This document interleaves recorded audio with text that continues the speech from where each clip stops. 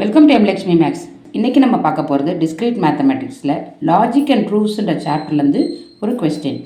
Using indirect method show that P tends to Q Q tends to R P cup R implies R. இதோட solution பார்ப்போமா? இந்த கொஸ்டினில் என்ன method use பண்ண சொல்லியிருக்காங்க? Indirect method. இதுக்கு இன்னொரு பேர் இருக்குது, ப்ரூஃப் பை கான்ட்ரடிக்ஷன்.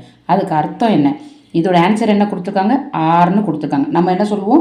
இல்லை, இது ஆர் கிடையாது, சொல்யூஷன் தப்பு, இது திஸ் இஸ் நாட் ஆர் அப்படின்னு சொல்லுவோம். நாட் ஆர்னா என்னது?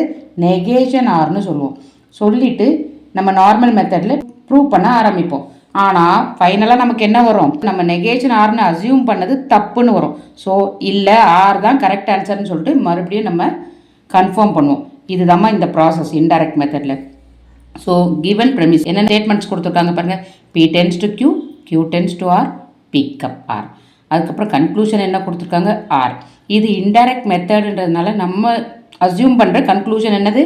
Negation R. அதை தான் இங்கே எழுதுகிறோம். Include negation R as an additional premise. அதாவது இது கொடுத்துருக்க ஸ்டேட்மெண்ட் நம்ம அடிஷ்னலாக ஆட் பண்ணுற ப்ரெமிஸ். புரியுதாம்மா? இப்போது இதுக்கான டேபுலேஷனை போடுவோம். டேபுலேஷனை போடும்போது நல்லா கவனிங்க. Step, statement of premise, rule, reason. இப்போ ஃபஸ்ட்டு ஸ்டெப்பு, இதில் எதை வேணால் எடுத்துக்கலாம். நம்ம நெகேஷன் ஆர் எடுத்துக்கலாம், இல்லை P tends to Q, Q tends to R, P cup R, எது வேணால் எடுத்துக்கலாம். இதில் நான் கியூ டென்ஸ் டு ஆர்னு செலக்ட் பண்ணியிருக்கேன். கியூ டென்ஸ் ஆர்ன்றது கொஸ்டினில் உள்ளது. ஸோ ரூல் கொஸ்டின்லேருந்து எடுத்ததுனால பின்னு வரும். Reason given premise. புரியுதாம்மா? அடுத்து இப்போ இதை நம்ம தேவைப்பட்டால் மாற்றலாம். கன்வர்ஷன்லாம் யூஸ் பண்ணி எப்படி மாற்றலாம்? நெகேஷன் கியூ கப் ஆர்னு மாற்றலாம். பட் அது தேவையானு பார்த்தோன்னா இங்கே எல்லாமே கண்டிஷனல் ஸ்டேட்மெண்ட் இருக்குது. ஸோ அதை விட்டுறலாம். அப்போ என்ன பண்ணலாம்? இதை நான் மாற்றலைன்னு வச்சுக்கோங்க, இது கூட ஒர்க் அவுட் பண்ண எனக்கு இன்னொரு ஸ்டேட்மெண்ட் வேணும். எப்பயுமே இந்த மாதிரி ஒரு லென்த்தி ஸ்டேட்மெண்ட் இருக்குது, அதாவது 2 வேரியபிள் இருக்க ஸ்டேட்மெண்ட் இருக்குன்னா சிங்கிள் வேரியபிள் எடுத்தோன்னா நமக்கு ஈஸியாக இருக்கும். ஸோ இங்கே சிங்கிள் வேரியபிள் வந்து என்ன இருக்குது? நெகேஷன் ஆர் மட்டும்தான் இருக்குது. ஸோ அதை ஸ்டெப் 2ல் எடுத்துக்க போகிறேன். First Q tends to R எடுத்துட்டேன். இதெல்லாம் கொஞ்சம் டபுள் வேரியபிளாக இருக்குது. ஸோ அதுக்கேற்ற மாதிரி பார்த்தோன்னா அடுத்து நெகேஷன் ஆரையும் எடுத்துகிட்டு வந்துட்டேன். ஸோ நெகேஷன் ஆர் இதுவும் ஸ்டேட்மெண்ட் தான். ஸோ ரூல் பி, பட் நம்ம அசியூம் பண்ண ஸ்டேட்மெண்ட், அதாவது அடிஷ்னல் ப்ரெமிஸ்ன்னு போடணும். இதை அடுத்து ஸ்டெப் 3. இப்போ 2 ஸ்டேட்மெண்ட் கிடச்சிருச்சா? இப்போ இந்த ஸ்டேட்மெண்ட் 1 ஸ்டேட்மெண்ட் 2வை மாடஸ்ட் டாலரன்ஸ் அப்படின்ற லா வச்சு போட்டோம்னா நல்லா கவனிங்க. மாடஸ்ட் டாலரன்ஸ் தான் நெகேஷன் ஆர், இங்கே கியூக்கு பதிலாக என்ன இருக்குது? ஆர் இருக்குது, cap Q tends to R. அப்போ நல்லா கவனிங்க, இங்கே நெகேஷன் கியூ உள்ளே வந்து செகண்ட் எலிமெண்ட் கியூ இருக்குன்னா இங்கே நெகேஷன் ஆர், கேப் இந்த இடத்துல செகண்ட் எலிமெண்ட் ஆர் இருக்குது. அப்போ இதோடைய ஆன்சர் என்னம்மா?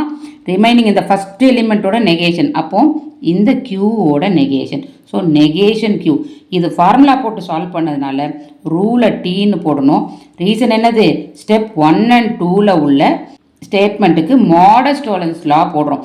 இந்த பென்சிலில் எழுதியிருக்கிறது நீங்கள் எழுத வேண்டாமா, உங்களுக்கு புரிய வைக்கிறதுக்காக நான் எழுதின விஷயம்தான் இது. புரியுதாம்மா? இது இல்லை, எல்லா இடத்துலையும் உங்களுக்கு ஃபார்முலாவில் பென்சிலில் எழுதியிருக்கேன். அதை நீங்கள் மென்ஷன் பண்ணணுன்ற அவசியம் இல்லை. Just for your knowledge and information. புரியுதாம்மா? அடுத்து ஸ்டெப் 4 என்ன பண்ணலாம்? இப்போ இந்த 1 வச்சு என்னால் எதுவும் பண்ண முடியாது. ஸோ இன்னொரு ஸ்டேட்மெண்ட் நான் கொஸ்டின்லேருந்து எடுத்துகிட்டு வரணும். எடுத்துகிட்டு வரும்போது அது கியூன்ற எலிமெண்ட் இருக்க ஸ்டேட்மெண்ட்டாக தான் எடுத்துகிட்டு வரணும். அடுத்து கியூன்ற எலிமெண்ட் எதில் இருக்குது பாருங்கள்? பி டென்ஸ் டு கியூவில் தான் இருக்குது. ஏன்னா இன்னொன்றில் கியூ கிடையாது. So P tends to Q எடுத்துகிட்டு வரேன். இது எங்கேருந்து எடுத்துகிட்டு வந்தது? கொஸ்டினில் கொடுத்துக்க ஸ்டேட்மெண்ட். அப்போ ரூல் பி கிவன் ப்ரெமைஸ். புரியுதாம்மா? இப்போ 2 ஸ்டேட்மெண்ட் இருக்குது. இதை வச்சு நம்ம அடுத்து ஆப்ரேட் பண்ணலாமா? ஒரு நெகேஷன் இருக்குது, ஒரு ஏரோ இருக்குது. அப்போ அகெயின் என்னது? அது மாடஸ்ட் டாலரன்ஸ். இது பாருங்கள், நெகேஷன் ஆஃப் 1 எலிமெண்ட், கேப். ஏன் கேப் போடுறோம்? எல்லாமே ஆண்ட் கேட்டு தான் போடுவோம். ஏன்னா இங்கே கொடுத்துருக்க ஸ்டேட்மெண்ட் எல்லாம் ட்ரூ. அப்போ இதுவும் ட்ரூ அண்ட் இதுவும் ட்ரூ. 3ல் கொடுத்துருக்கதும் ட்ரூ, 4ல் கொடுத்துருக்கதும் ட்ரூ. 3ல் இருக்கிறது நெகேஷன் கியூ, 4ல் இருக்கிறது பி டென்ஸ் டு கியூ. இப்படி இருந்தால் என்ன அர்த்தம்? ஒரு நெகேஷன் செகண்ட் எலிமெண்ட்டாக நெகேஷன் இல்லாதது. அப்படி இருந்ததுன்னா இந்த ஸ்டேட்மெண்ட் கண்டிஷனல் ஸ்டேட்மெண்ட்டோட ஃபர்ஸ்ட் எலிமெண்ட்டை நெகேஷன் போடணும். அப்போ இங்கே என்னது? Negation Q cap P tends to Q. அப்போ மீதி ஃபஸ்ட் எலிமெண்ட் என்ன? பி. அதோட நெகேஷன் வந்து நெகேஷன் பி. இது ஃபார்முலா போட்டதுனால நம்ம ரூல் டீன்னு போடணும்.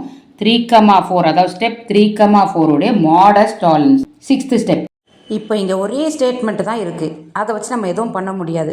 அப்போ என்ன பண்ணலாம், பி இருக்க இன்னொரு ஸ்டெப் கொண்டு வரணும்.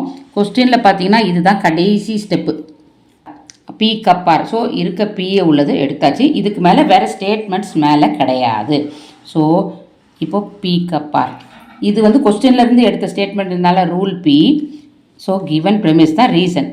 அடுத்து இப்போ இந்த ரெண்டையும் ஆப்ரேட் பண்ணி நம்ம அடுத்த ஸ்டெப் 7க்கு கொண்டு வரணும். எப்படி ஆப்ரேட் பண்ண போகிறோம் பாருங்கள். ஒரு நெகேஷன் பி இருக்குது, ஒரு டிஸ்ஜங்ஷன் ஸ்டேட்மெண்ட்டும் இருக்குது. அப்போது இந்த ரெண்டுத்துக்கும் நம்ம என்ன ஃபார்முலா யூஸ் பண்ணலாம், டிஸ்ஜங்டிவ் சிலாகிசம். அதாவது எந்த ஸ்டேட்மெண்ட்டுக்கு 5,6க்கு அதோடைய ஃபார்முலா பாருங்கள், நெகேஷன் ஆஃப் அன் எலிமெண்ட்.